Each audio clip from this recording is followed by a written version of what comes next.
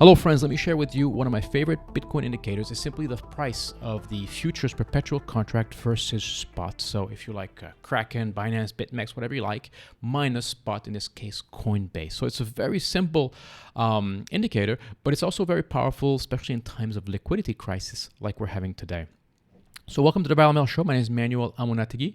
You can find a lot more at ViralML, VIRALML.com. Simply click there and then find the finance button, and you'll see a lot more of my materials on finance and Bitcoin, etc. So let's jump right into it. I'll walk you through how to build this indicator step by step in TradingView. I love TradingView. I'm not affiliated. I don't have referrals, nothing. I just really genuinely think it's a phenomenal product. It's free. I actually am paying for it because I like the additional bells and whistles like the VPVR, this vertical volume, as well as very, very tight time frames. But anyways, I'm going to walk you through it so you can learn how to build it. Here it is. And so, especially so you can take control, ownership of it, so you can use it to find your own answers. You don't have to rely on others. At the end of the day, right? So we're on our own here in these markets, and we want to be as smart as we can be. So this is one version. We'll look at it and we'll slice this. There's basically many ways of slicing and dicing this. This may seem like an arb play, right? You're arbitraging a futures exchange versus spot. It isn't. Just be very careful. Arbitraging is serious business. People have been at it for decades. They have a lot of experience, huge amounts of computing power, crazy algorithms, and they've sharpened their knives over the years on index, options, futures, commodities, you name it. And now they're entering the crypto space. Crypto is a bit like that awkward teenager, and they're probably making a killing at it. So you don't want to, take these obvious, signals as entries. I use them as ways, as a signal to sit on my hands when things don't make sense anymore. And I think, that's been very useful for me to avoid some situations. So let's get right to it. So we're going to build this and a few versions of this in this video. So let me just get here, and let's start from scratch, right? I'm going to remove all this. I'm even going to remove this. Actually, let's do a brand new one. So we're going to go open. We're going to do a new blank indicator. No, we don't care about that. Perfect. So I'm going to remove all the copyright stuff. We don't really care. And let's name this BTC Fut versus Spot, right? Something like that, so we know what it is. And I like to add the resolution here. So it's and you make it blank, and that's allowing you to see basically see this indicator in a 5-minute time frame while your chart is in a 1-minute time frame. So anything that's larger than what you're looking at as a chart, you can then look at this indicator. Hopefully I'll remember to show this to you. And let me just save this so we have it in memory. BTC, that's fine. Perfect. Okay, so we can check, right? It works. Go add to chart. And we'll remove the old one. Here it is. So this is what we're doing, right? And remember the Pine editor where you edit the script is right here in the bottom right. The bottom left. And also, I'm looking at a Tether, Bitcoin Tether US chart. If you don't know how to get there, simply, hit the watch list button, hit the plus sign, and here type in, Binance, Bitcoin, hold the space, Bitcoin.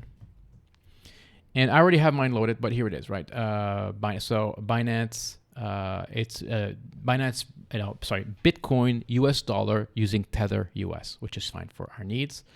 Perfect. So that's how you get that chart. So now we have, right? So you can see this is basically the closing price of this, right? Nothing magic here. Pretty boring indicator so far. So what we need to do is we need to bring in the Coinbase Bitcoin price, right? The spot price, which we want to compare to it. And that's super easy to do. So you go, we're going to name it. I'm going to name it Coinbase. It's a security. And you need to call it. So the way you call it is also very easy. You go back here. We want Coinbase, right? So I think it's Coinbase. No, let's go BTC. Just put in BTC and find Coinbase here. BTC US dollar, here it is. This looks good. We don't really need to add it, but it's good to know in order to know how to refer to it in your program. So here it is, right? You right click on it, and somewhere here it is. New Coinbase : BTC USD. So that's how you need to refer to it in your code. So Coinbase : BTC USD. Very easy. So Coinbase : BTC USD.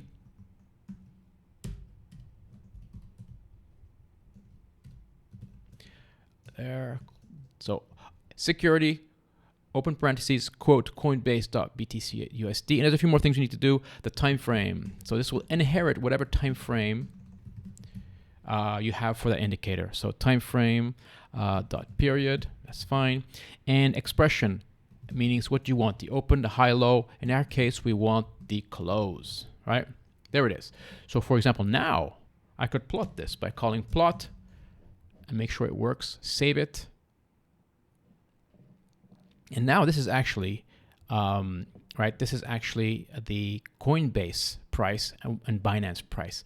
And what I was telling you about the resolution is you can hit your settings and go, I want to see this. So we're looking at it at a daily, and maybe you want to see, you know, the spot price as a weekly. So here you're seeing daily Bitcoin from Binance, and then you're seeing the weekly spot, right? So I'm actually going to dial this to the 4 hour because that's a little bit more interesting. And let's go back to same as chart. And there it is. So we're both of them are looking at 4 hour period. Let's go back to the code. So, right, the curly brackets. So here we are. Okay.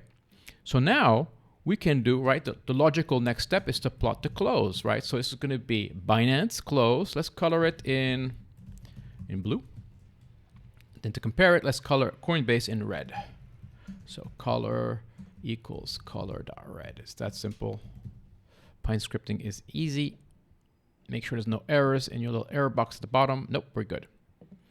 So I'm going to zoom in. Let me close this. We don't need this anymore. And you really can't see much difference, right? It's just very hard to see a difference on the 4 hours. See if you can see a little bit more difference. You're starting to see something going on here, right? There's a little divergence here.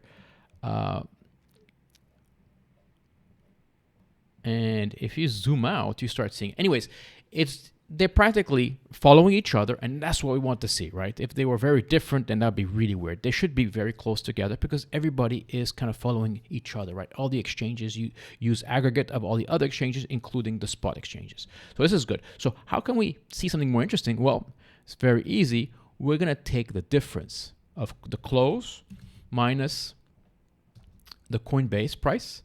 And I want to see this. I want to see, so I go my close, Binance in this case, minus the spot. That means whenever Binance is a lot stronger, I want to see it, you know, rising up. Whenever Binance is a lot weaker than the spot, I want to see it going down, right? That doesn't mean they're going in opposite directions. We're going to talk about that. It can get pretty confusing, and it's important to understand this. And here it is, right? So let me make this a little bit bigger here. So again, a little bit hard to see, right? So what I did is I added a moving average of this difference to help us see things a little bit better. So the moving average is very easy, right? It's plot SMA, smooth, the simple moving average, I mean. We're going to take the same values, and we're going to give it a length of 100 periods. And we're going to color this one in gray. Color equals gray. And now we'll save it, make sure there's no errors in your script. Good. And now we're starting to see something a little bit more interesting, right? So, for example, look at this, right?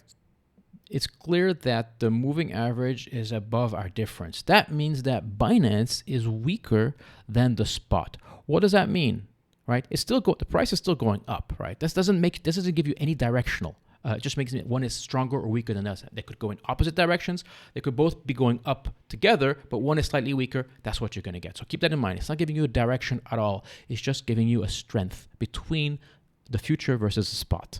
So here it's telling you right here, right?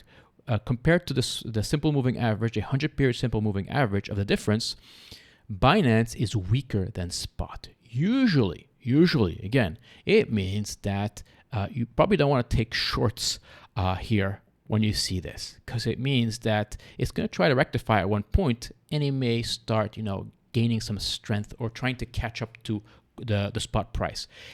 It's not always guaranteed, right? This is not financial advice. This is programming and education, not financial advice, because if you're starting to look at it is as a trading signal, you're going to get your face ripped off because it can get very complicated. You can have a very slight nuance. They're both going up, yet there's a negative difference, and you're shorting, and you're going to get destroyed, right? It just tells you here. Well, let's look at there was a better example here. Let me just zoom out a bit.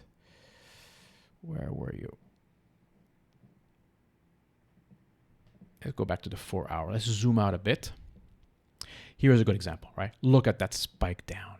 That's beautiful, right? So here it's telling you, right? This was this was during the COVID scare, but it's telling you that the futures exchange of Binance in this case went way, way lower, had a huge spike down over spot price, right? This means that you don't want to short this. This means that Binance is a lot weaker than spot. At one point, it's going to try to catch up. It could still go down, right? If Binance is going a lot, dropping a lot faster than Coinbase, it could give you this, and you say, oh, I got to go long, and it could keep going down. Who knows, right? But it just tells you something funky is going on. That's a signal for me to sit on my hands. I don't want to do anything, right? And you see that a lot, like here, right? Same thing, right? It's going down, and look at that. Binance is just dropping faster than Coinbase and the spot price. Be careful, right? And it kind of stabilizes, right? And there's another example here. Oh, look at this. This is another great spike here.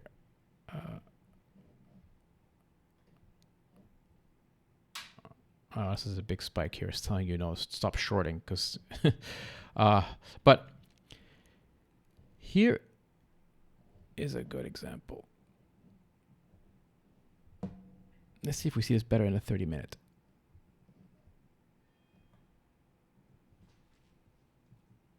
Okay, so here is a slightly better example. You definitely play around with your time frames, right? Jump to 30-minute for 4-hour daily.